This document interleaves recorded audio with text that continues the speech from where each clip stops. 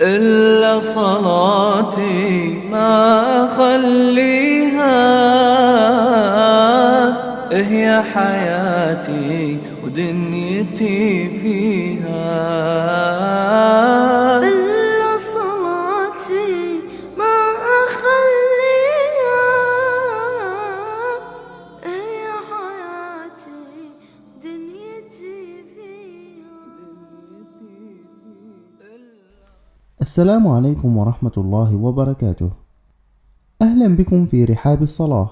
في هذه الحلقة سنتعلم بإذن الله كيف نصلي صلاة التراويح. وصلاة التراويح سنة صلاها النبي صلى الله عليه وسلم، ولم يترك الاجتماع عليها إلا مخافة أن تفرض على أمته. وصلاة التراويح من النوافل التي تشرع لها الجماعة في رمضان، وسميت بالتراويح لأن الناس كانوا يجلسون للاستراحة بين كل 4 ركعات.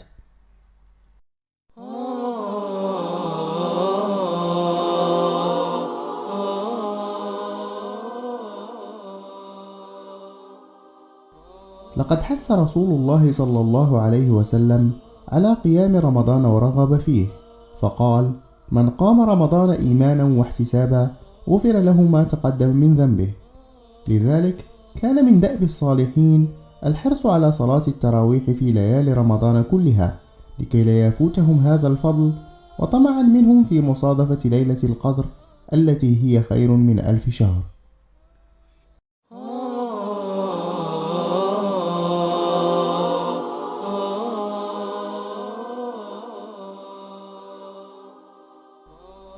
وقت صلاة التراويح يبدأ من بعد صلاة العشاء إلى الفجر، وصلاة التراويح في آخر الليل أفضل من صلاتها في أوله، لقول عمر رضي الله عنه: والتي ينامون عنها أفضل من التي يقومون.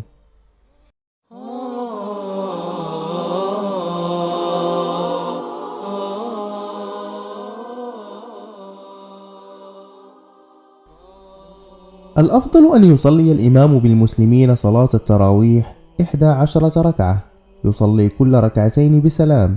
فقد سئلت عائشة رضي الله عنها كيف كانت صلاة رسول الله صلى الله عليه وسلم في رمضان، فقالت: ما كان رسول الله يزيد في رمضان ولا في غيره على 11 ركعة.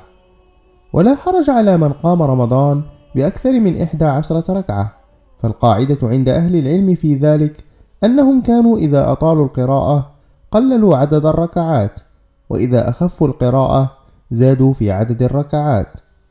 والأفضل للمأموم أن يقوم مع الإمام حتى ينصرف، ليكتب له أجر قيام الليلة كلها، لقول النبي صلى الله عليه وسلم: إنه من قام مع الإمام حتى ينصرف كتب له قيام ليلة.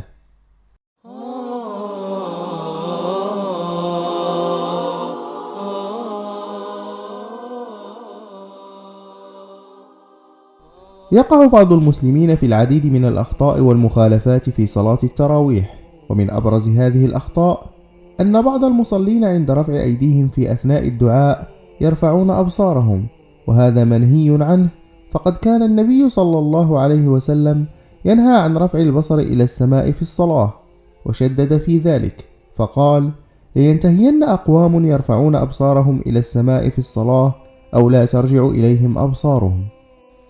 ومن الأخطاء أيضا رفع الصوت بالبكاء في الصلاة، فترى في صلاة التراويح ترتفع أصوات البعض بالنحيب لدرجة تصل إلى الصراخ، وهذا مخالف لمنهج النبوة. ومن الأخطاء الشائعة أيضا صلاة التراويح في ليلة العيد، لأن صلاة التراويح تكون في ليالي رمضان، وليلة العيد ليست من ليالي رمضان، لذلك تتوقف صلاة التراويح إذا ما ظهر هلال شوال. كانت هذه أهم أحكام صلاة التراويح، وإلى أن ألقاكم في حلقة قادمة بإذن الله، دمتم في رعاية الله، والسلام عليكم ورحمة الله وبركاته.